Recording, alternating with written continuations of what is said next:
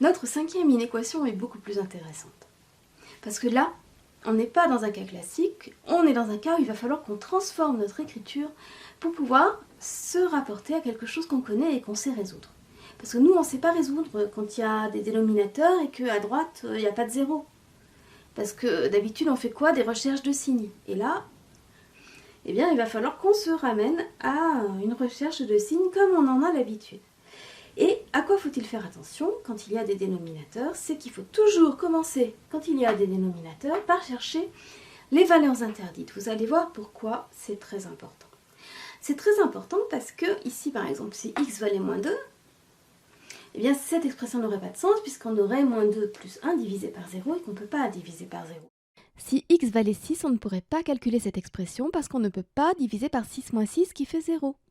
Donc il faut d'emblée, avant tout calcul, exclure les valeurs de x qui annulent les dénominateurs, c'est-à-dire faire une recherche des valeurs interdites. J'avais des élèves qui écrivaient VI pour aller plus vite. Bon, quand je savais qu'ils savaient ce qu'ils faisaient, j'acceptais qu'ils me mettent VI. Alors première valeur interdite, vous faites, pour rechercher les valeurs interdites, comme d'habitude, vous faites les dénominateurs égale 0. Vous résolvez dénominateur égale 0, x plus 2 égale 0 équivaut à x égale moins 2. Alors dans cette vidéo, je vais adopter le même code couleur que dans la précédente, les inéquations à tableau de signe 3, c'est-à-dire que je vais mettre en rouge les valeurs interdites. Et je fais le deuxième dénominateur, égale 0, équivaut à... Ici pour la résoudre, je ne vais pas faire moins x égale moins 6, puis après x égale 6, je préfère additionner x aux deux membres directement, et j'obtiens 6 égale x. Et écrire 6 égale x ou x égale 6, ça revient exactement au même.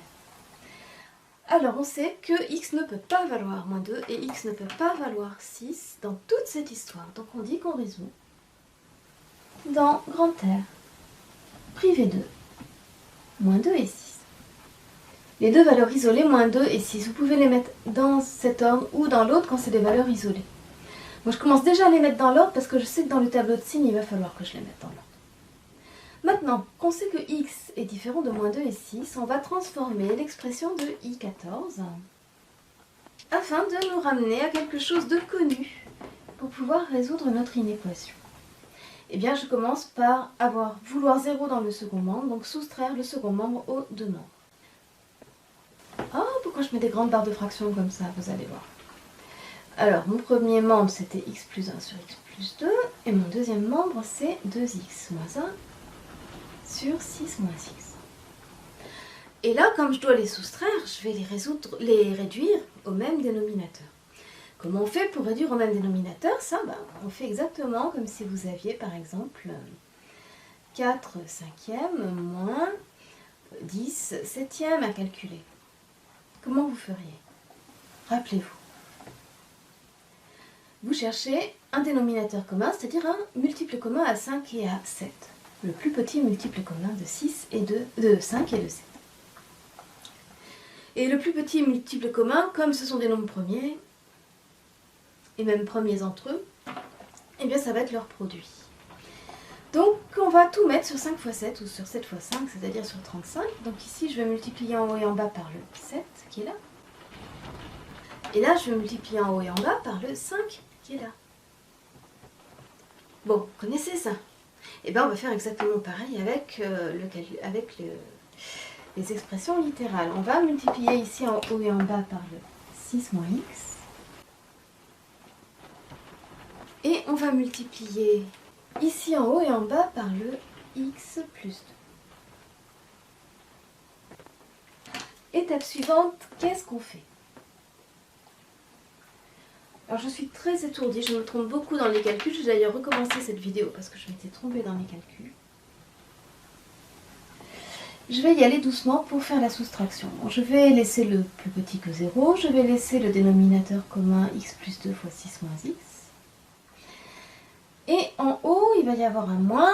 Là, à droite, je vais développer ça. Mais quand je développe après un moins, je développe dans une parenthèse ou dans un crochet. Je fais très attention parce que le moins, il se distribue après sur le produit. Par contre, ici, je n'ai pas besoin de mettre un moins devant. Donc là, si je fais le produit 2x, c'est la distributivité double. 2x fois x carré, ça me donne 2x carré. Moins 1 fois x moins x. plus 2x fois 2 plus 4x, moins 1 fois 2 moins 2. Et à gauche, alors à gauche ils sont pas tout à fait dans l'ordre, moi j'aimerais bien les ordonner en même temps que je les développe, ça m'aide à faire moins d'erreurs. Je vais d'abord mettre le terme en x carré, celui où le x il multiplie le x. Donc moins x fois x, ça va me donner moins x2, c'est le terme en x carré. Après mes termes en x, ça va être x que multiplie 6, donc plus 6x. Mais aussi moins x que multiplie 1, donc moins x. Et enfin il va me rester le terme sans x, 1 fois 6, 6. J'aime bien les mettre dans l'ordre, surtout qu'après quand il y a beaucoup de puissance de x, c'est parce que après pour réduire, on se trompe moins en allant les chercher à droite et à gauche. I14 équivaut à... Qu'est-ce que je fais cette fois? Je peux commencer à réduire à gauche si je veux. Moins x carré plus 5x, puisque 6x moins x fait 5x plus 6. Et à droite, je vais distribuer mon moins dans la parenthèse. Donc moins 2x carré. Moins par moins plus x, moins par plus moins 4x, moins par moins plus 2. Au dénominateur, j'ai toujours x plus 2, facteur de 6 moins x. Ensuite, il ne me reste plus qu'à réduire, enfin je dis il ne me reste plus à cette étape-là, hein. C'est-à-dire pour pouvoir faire après le tableau de signes, qu'à réduire le numérateur. Alors comment je réduis le numérateur? Je vais d'abord réduire ensemble les termes en x2. J'en ai moins 1, moins 2 qui va me donner moins 3x2. Ensuite, je vais réduire ensemble les termes en x. J'en ai 5, plus 1, 6, moins 4, 2, plus 2x. Et enfin, je vais additionner mes termes constants qui sont 6 et 2 qui font 8. Et voilà! Et là, je vais pouvoir attaquer les tableaux de signes, enfin presque, une fois que j'aurai déterminé si le numérateur a des racines. Le dénominateur, pour le signe, il n'y aura aucun problème. Ici, c'est de la forme mx plus p avec m positif, donc on aura moins 0 plus. Ici, c'est de la forme mx plus p avec m négatif, donc on aura plus 0 moins. Mais, alors là, le 0, ça sera le 6, là, le 0, ça sera moins 2. Ça sera des valeurs interdites, donc en bas du tableau, il y aura des doubles barres. Par contre, il faut qu'on regarde quand est-ce que ce numérateur-là, il vaut 0. Donc, je vais chercher les racines du numérateur. Cherchons les racines. Les racines éventuelles, on ne sait pas s'il y en a, hein, du trinôme. Tant qu'on n'a pas calculé delta, ou le signe de delta du moins, parce que parfois je ne calcule même pas delta. S'il est négatif, je ne prends pas la peine de le calculer, j'y est négatif. Cherchons les racines du trinôme moins 3x carré plus 2x plus 8. On calcule le delta, discriminant, b carré moins 4ac, b c'est 2, 2 au carré, moins 4 moins 4, a qui vaut moins 3, c qui vaut 8, b carré moins 4ac. Combien ça va me faire? 2 au carré donne 4, moins par moins, plus.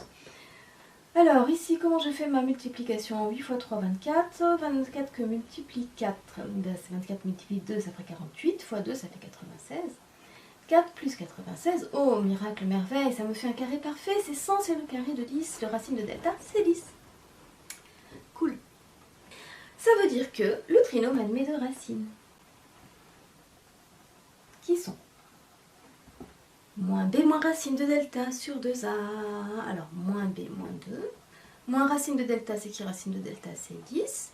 Sur 2a, 2 fois a qui vaut moins 3. Qui me donne moins 12 sur moins 6 et qui me donne 2. Encore ce téléphone. Ensuite, la deuxième racine, c'est moins b plus racine de delta sur 2a. Donc, c'est moins 2 plus 10 sur 2 fois moins 3. Et là, attention à ne pas faire mon erreur de signe de tout à l'heure. En haut, j'ai 8. En bas, j'ai moins 6. Donc, ça va être négatif. Je divise 8 et 6 par 2. J'obtiens 4 tiers. Et je vous avais dit que je vous expliquerais pourquoi c'était très important, en fait, qu'on résolve dans R privé de moins 2 et de 6. J'avais fait à la première prise et j'ai oublié de vous le dire à la deuxième prise. C'est que la règle fondamentale du calcul fractionnaire nous dit qu'on a le droit de multiplier le numérateur et le dénominateur d'un nombre sans changer sa valeur, mais à condition, par un même nombre sans changer sa valeur, mais à condition que ce même nombre soit non nul. Et ici, 6 moins x est non nul et x plus 2 est non nul. Pourquoi? Parce que x est différent de 6, donc 6 moins x est bien non nul. Et ici, x plus 2 est différent de 0 parce que x est différent de moins 2. Donc il est bien non nul ici. Et moi, ce que j'aime bien, c'est que les élèves me montrent qu'ils ont super compris. Parce qu'ils vont me dire car x plus 2 est différent de 0. Ils vont me le justifier ici. Et 6 moins x est différent de 0. Et oui, si 6 moins x pouvait valoir 0, on n'aurait pas le droit de multiplier en haut et en bas par 6 moins x. Et si x plus 2 pouvait valoir 0, on n'aurait pas le droit de multiplier en haut et en bas par x plus 2. Voilà, donc on a deux racines du numérateur. Celles pour lesquelles l'expression va valoir 0, et on a deux valeurs interdites, celles pour lesquelles l'expression ne sera pas définie. On va pouvoir étudier le signe de cette expression dans un tableau de signes. Alors comment on fait? On va faire varier x entre moins l'infini et plus l'infini. J'aurais pas la place de mettre la conclusion. Après, on va s'intéresser au signe du numérateur, moins 3x carré plus 2x plus 8. On va s'intéresser au signe de x plus 2. On va s'intéresser au signe de 6 moins x. Et enfin, dans la ligne du bas, voici, je vais avoir la place de mettre la conclusion tout en bas, on va s'intéresser au signe de cette expression que j'ai encadrée en mauve, moins 3x carré plus 2x plus 8, divisé par x plus 2, facteur de 6 moins x. Comment on fait? Eh bien, on va s'intéresser à nos valeurs interdites et nos zéros. Je vais les réécrire là avant de les ordonner. Donc j'ai ces valeurs-là à placer dans le tableau. J'ai aussi moins 2 et 6. Dans quel ordre je suis censée les mettre? Eh bien, il faudrait que je sache combien vaut moins 4 tiers pour savoir où le mettre. Il vaut environ 1,33 puisque 1 tiers ça vaut environ 0,33 et que 4 tiers c'est 1 plus 1 tiers. Donc 4 tiers ça fait environ 1,33, mais comme il y a un moins devant, j'oublie pas qu'il y a un moins devant. Donc ça veut dire que le plus petit de tous, c'est la valeur interdite moins 2. Ensuite on a le moins 4 tiers. Après on a le 2. Et après on a le 6. Ce qui fait que notre tableau de signes va être partagé en 5 intervalles.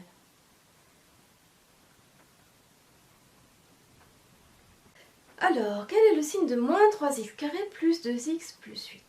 Déjà, quand est-ce qu'il vaut 0? Il vaut 0 lorsque x vaut 2 ou lorsque x vaut moins 4 tiers. Donc là et là. Et quel est son signe? Eh bien, on regarde le signe du coefficient de x au carré et on a vu que le trinôme était du signe du coefficient de x au carré en dehors des racines. Donc on va avoir moins là, là, là et plus entre les deux. Ensuite, x plus 2, quand est-ce qu'il s'annule? Eh bien, il s'annule lorsque x égale moins 2. Quel est son signe de part et d'autre du 0? Eh bien, ici, on a une expression de la forme mx plus p. La fonction qui a x associe mx plus p, c'est une fonction affine qui est représentée par une droite de coefficient directeur m. Et ici, comme le coefficient de x il vaut 1, il est positif, c'est que cette droite de coefficient directeur positif, elle monte. Donc on a un moins avant le 0 et on a des plus après. 6 moins x, quand est-ce qu'il s'annule? Lorsque x égale 6, on a vu. Quel est son signe avant et après le 0? Alors là, faites attention, le x est marqué en deuxième, c'est un piège. Moi, souvent, j'aime bien mettre des 7 moins x ou des 4 moins x, histoire de voir si les élèves ont bien compris que le terme en x, c'est le deuxième, et que son coefficient, il est négatif. Ça veut dire que la droite d'équation y égale 6 moins x, elle aurait un coefficient directeur négatif de moins 1. Donc ça serait une droite qui descend. Donc on aura des plus avant le 0 et des moins après. Enfin, un moins après. Plus, moins. tableau, c'est là que je vous attends. Parce que les zéros du numérateur deviennent des zéros. Quand le numérateur vaut 0 mais pas le dénominateur, eh bien le nombre il vaut 0. Par contre, quand le dénominateur il vaut 0, attention, on ne peut pas diviser par 0, on a quoi? Des valeurs interdites. Donc quand il passe au dénominateur, ces deux facteurs-là, quand vous le passez au dénominateur, leurs zéros deviennent des valeurs interdites. Double barre. Après, il nous reste quoi? À appliquer la règle des signes pour connaître le signe de cette expression. Lorsque x est entre moins l'infini et moins 2, le numérateur est négatif. Le x plus 2 est négatif. Et le 6 moins x, il est positif. Moins par moins. On compte les moins, vous savez. On les marie. Et puis si il n'en reste pas de tout seul, on a gagné, on met plus. Hein. Là, on les marie tous les deux, il reste plus. Après, quand x est entre moins 2 et moins 4 tiers, eh bien, le numérateur est négatif. Mais le dénominateur, les deux termes sont positifs. Il n'y a qu'un seul moins. Le pauvre, il est tout seul, c'est triste. C'est négatif, on est moins. Ensuite, lorsque x est dans l'intervalle moins 4 tiers 2, tout le monde est positif, le numérateur est positif, les deux facteurs du dénominateur sont positifs. On a plus. Ici, on a un seul moins, donc ça nous fait moins, et là, on a deux moins, ça nous fait plus. On a fait le tableau de signes, il ne nous reste plus qu'à répondre à la question, à résoudre l'inéquation. Qu'est-ce qu'il fallait savoir pour résoudre l'inéquation? Eh bien, il fallait savoir quand est-ce que cette expression dont on a déterminé le signe est strictement négative.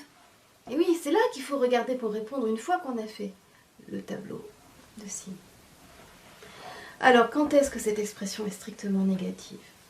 Lorsqu'on est entre moins 2 et 4 tiers, ou entre 2 et 6 au sens strict, puisqu'on veut strictement négatif. Donc même quand c'est 0, on ne garde pas. Quand c'est valeur interdite, on ne garde jamais. Et là, quand c'est 0, vu que c'est une inégalité stricte, on ne garde pas non plus. S égale moins 2 moins 4 tiers. Union de 6. Ah, si l'inégalité elle avait été large, on aurait fermé le crochet là où il y a les zéros, en moins 4 tiers et en 2. Donc voilà, là c'est super joli ça. Ça au moins c'est intéressant comme inéquation. C'est pas l'application du cours de base. Retrouvez cette inéquation dans une fiche d'exercice qui se trouve sur le site www.letableaunoir.net, à la page des premières spécialités, chapitre du second degré, qui est actuellement le chapitre 2. Dans la colonne de droite, vous voyez qu'il y a une fiche qui s'appelle 12 exercices de résolution d'inéquations avec le second degré. Vous avez l'énoncé en PDF sur 2 pages.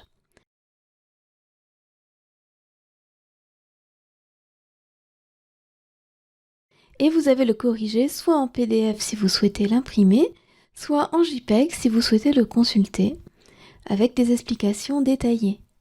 Entraînez-vous bien!